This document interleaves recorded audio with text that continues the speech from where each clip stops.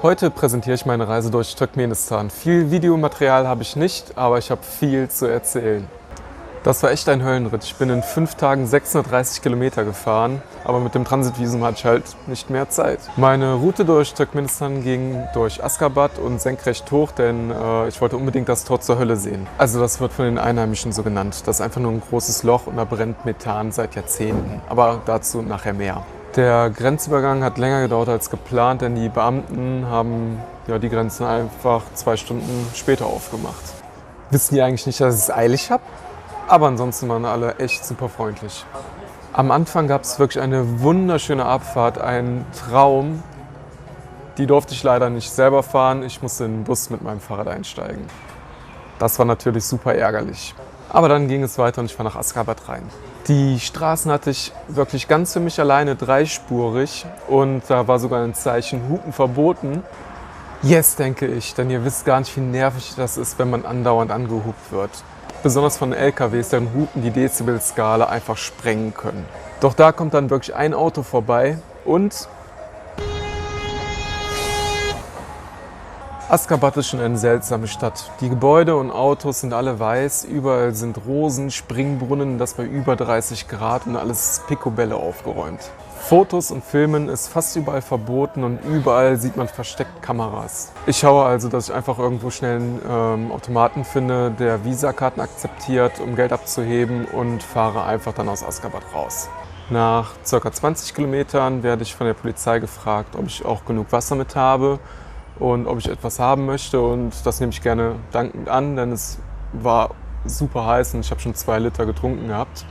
Nach einem ordentlichen Schluck davon merke ich aber, dass das Wasser nicht ganz so gut ist und kippe das auch aus. Das Resultat merke ich dann leider die nächsten Tage und bekomme richtig Bauchschmerzen. Den zweiten Tag breche ich dann wirklich alle Rekorde. Ich schaffe es wirklich nach 167 Kilometern den Krater zu erreichen. Und das wann war das? Um halb 10 Uhr abends. Leider waren es aber auch an dem Tag 42 Grad und überall waren auch Fliegen, die einen wirklich blutig beißen.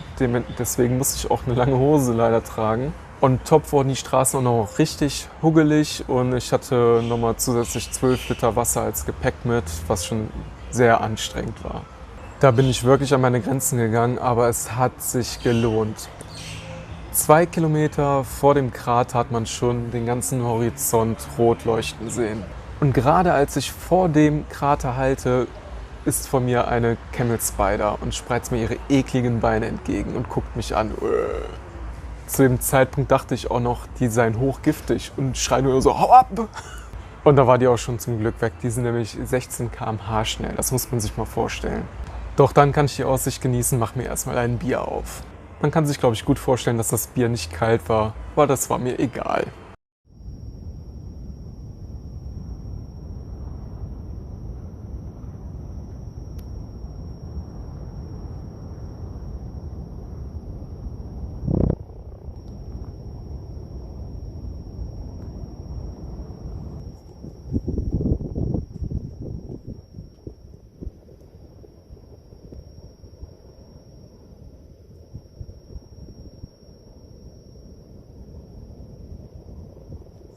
Der Krater ist wie ein riesiges Lagerfeuer. Man könnte stundenlang das Flackern des Feuers beobachten. Weiter oben schlage ich dann mein Zelt auf, beobachte alles und werde dann von einer Schweizerin, die Yvonne, zum Abendessen eingeladen.